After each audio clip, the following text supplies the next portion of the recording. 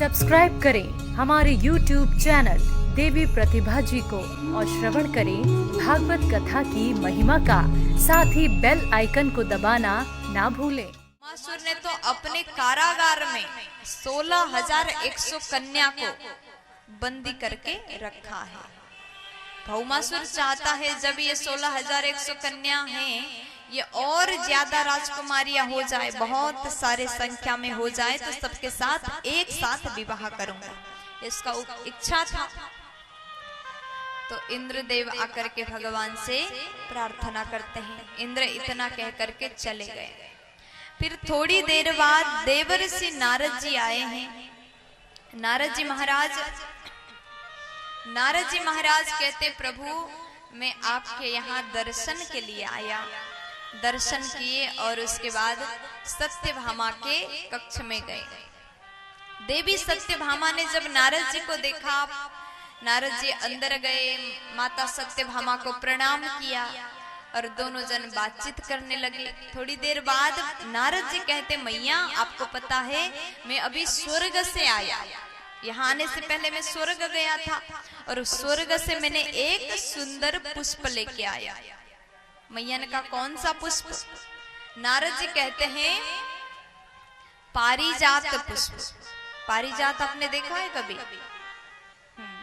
बहुत सुंदर पुष्प है, वो पुष्प को मैं अभी लेके आया था।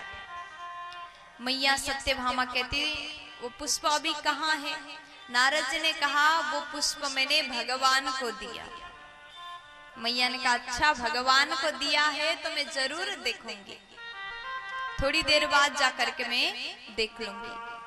तब नारद जी कहते मैया आप जरूर देख लेना, क्योंकि वो पुष्प अभी देवी रुक्मिणी के केस में बहुत सुंदर लग रहा है। अब देखो सत्यभामा को क्रोध आया।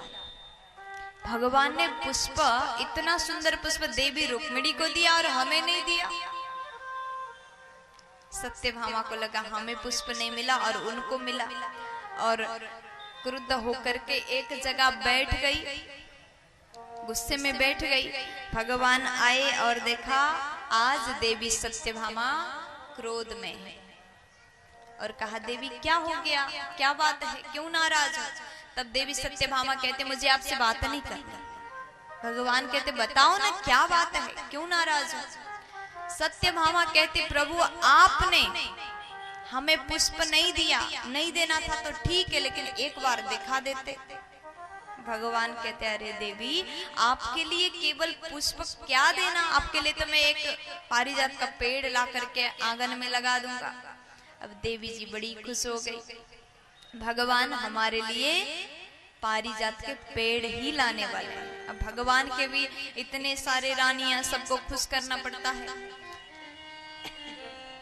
तब सुखदेव जी महाराज कहते हैं यहाँ भगवान ने सत्यभामा को कहा कि आपके लिए केवल पुष्प ही नहीं, बड़ा सा पेड़ ला करके आंगन में लगा दूंगा। सत्यभामा कहती हैं प्रभु चलो अब जल्दी से पारिजात के पेड़ लाते हैं। भगवान गरुड़ जी में बैठ गए और पीछे सत्यभामा देवी बैठ गई। और जैसे सत्यभामा देवी पीछे बैठ गई तो देवी जी कहती प्रभु अब चलो जल्दी से चलते हैं। और सीधा सबसे पहले भगवान भौमासुर के यहाँ पहुंच गए और जाकर के भौमासुर से भगवान कृष्ण जी ने युद्ध किया, बहुत बड़ा युद्ध किया। आज भगवान को भौमासुर को मारना था, इसलिए आज ये लीला कर रहे हैं। देवी सत्यभामा को लेकर के गए। सत्यभामा को ही लेकर के क्यों गए? क्योंकि ये जो भौमासुर है ना, ये पृथ्वी का पुत्र है।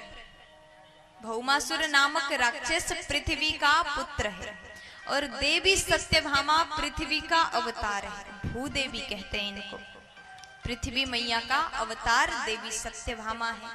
जब भौमासुर का जन्म हुआ था तब भगवान से देवी सत्यभामा ने कहा प्रभु इसको जब तक मैं ना बोलूं तब तक आप इसका वध मत करना, तब तक आप इसका वध मत करिएगा। भगवान ने कहा ठीक है।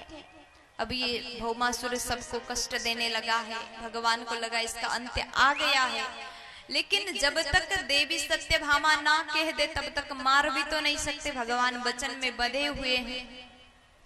तो भगवान के साथ में भौमासुर युद्ध कर रहा है। युद्ध करते करते भौमासुर ने तीर छोड़ा, भगवान ने भी छोड़ा, दोनों जन युद्ध कर रहे हैं। गरुड़ जी के पीछे देवी सत्यभामा बैठी, अब कुछ कहती नहीं है। भगवान ने सोचा क्या करें, ये तो चुपचाप बैठी है, तीर मुझे लग रहा है, इनको कुछ हो नहीं रहा। जब तक ये ना कह दे तब तक मार भी तो नहीं सकते।